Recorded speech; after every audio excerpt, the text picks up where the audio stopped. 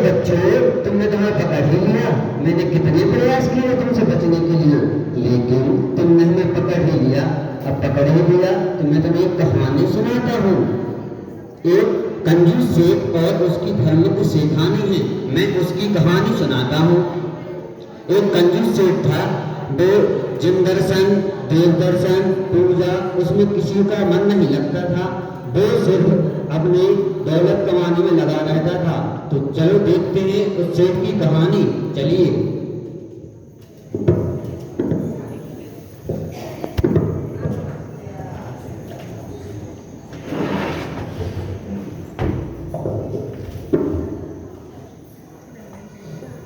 अरे इस एग्जाम में इतनी गलती क्यों है? अभी मुनीम को आने दो, बताता हूँ उसको। कहाँ रह गए ये मुनीम?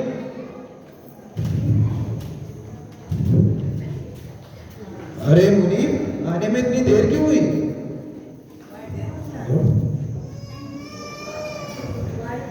बोलो, आने में इतनी देर क्यों हुई तुम्हें?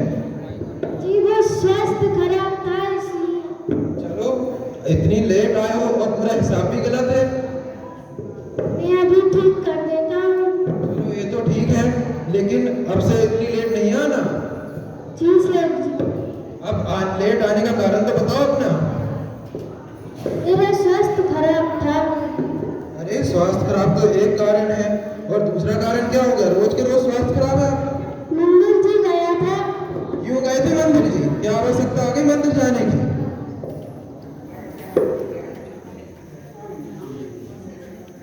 पूजा सेठानी के पास इतना पैसों की खदान है क्या जो अष्टरफ मंदिर में रखवा दो?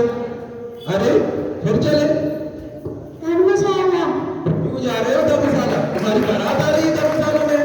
नहीं नहीं, तो मिनी संग आ रहा है तो शैतानी जी ने कहा तो चौथे की तैयारी करा दो। तुम यहाँ से जाओ, मुझे कोई बात नहीं करनी। अब सेठानी से ही बात करूंगा।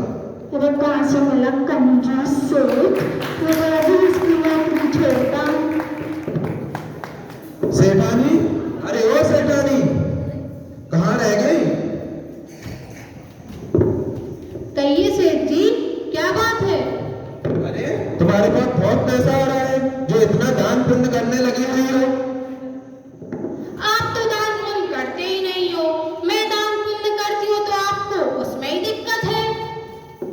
अरे तुम मुझे मत सिखाओ, धर्म कर्म की बात है, कुछ नहीं रखा है इनमें। व्यर्थ में पैसा बर्बाद कर रहे हो बस तुम। भगवान इनको सद्बुद्धि दे।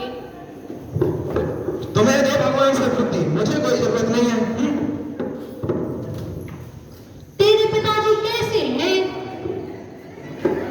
माँ, मेरे पिताजी से कुछ मत कहिए, वो बहुत अच्छे हैं।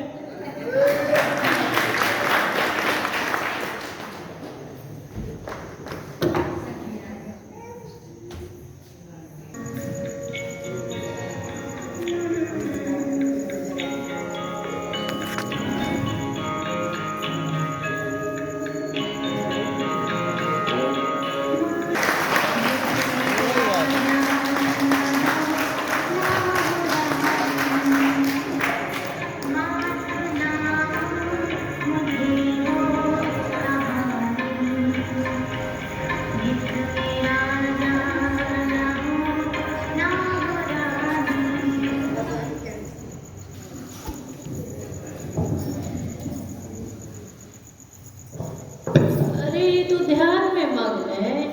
चलो मैं थोड़ी इंतजार कर ले।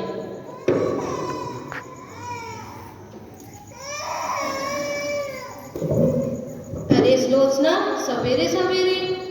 अरे चंदना, नगर में मुनि संग आया है, मैं तो उनके दर्शन के लिए जा रही थी। मैंने सोचा तुम्हें भी बुला लूं और धर्म लाभ ले वहां जाकर। अरे सुलोचना, मेरा मन तो इनके साथ जाने का कर रहा है। सेठ जी के साथ? तब तो तुम्हारे दर्शन हो ही गए। चलो मैं तो चली।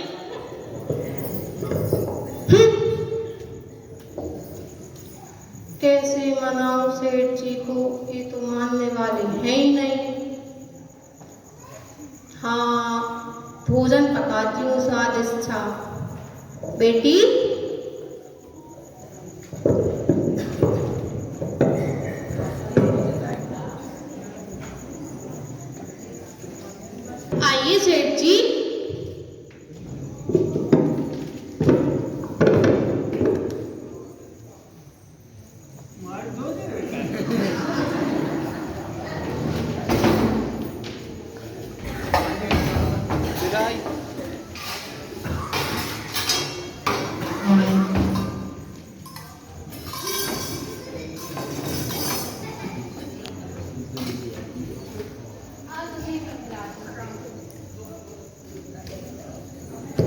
वाह चंदना, भोजन तो बहुत ही स्वादिष्ट बनाया है।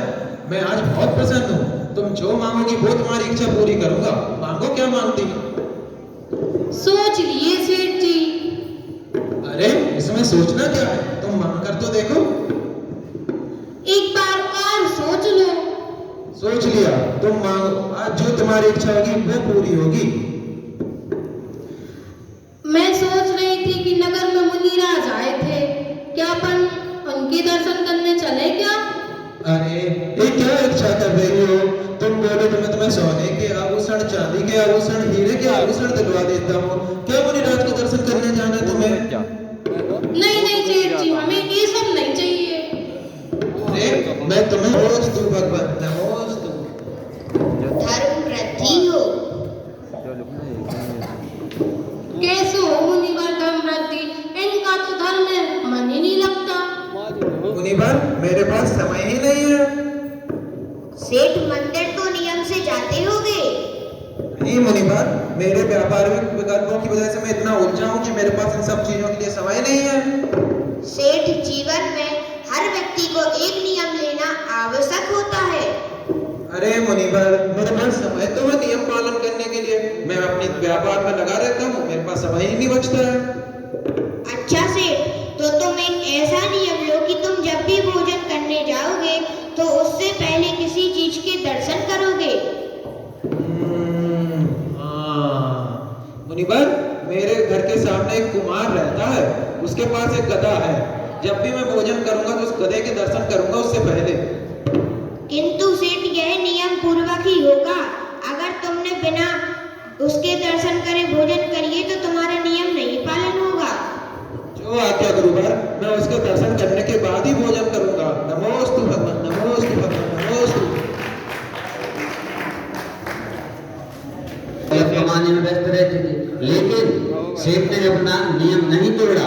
वो गधे को देखकर ही भोजन ग्रहण करते थे। और एक दिन क्या हुआ, गधा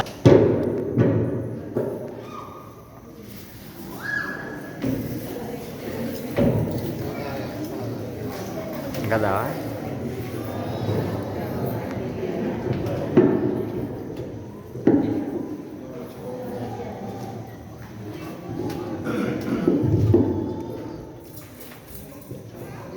अरे ये कुमार कहाँ है?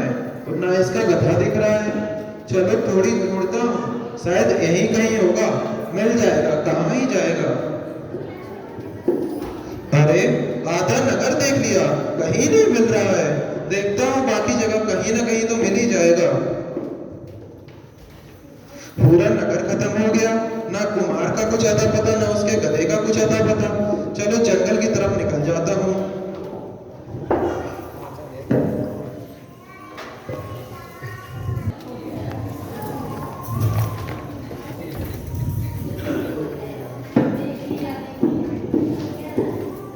सुनिए सेठ जी, सुनिए जरा। अरे मुझे कुछ नहीं सुनना, मैंने देख लिया मुझे जो देखना था, बस मैं तो चला।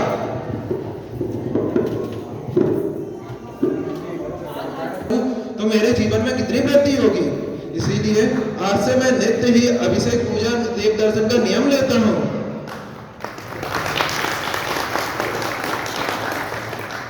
सेठानी, अरे ओ सेठानी, सुनती हो? कहिए सेठ जी। आज पता क्या हुआ? बताइए सेठ जी, क्या हुआ? मैं नित्य ही गधे को देखने गया, लेकिन गधा अपने स्थान पर था ही नहीं।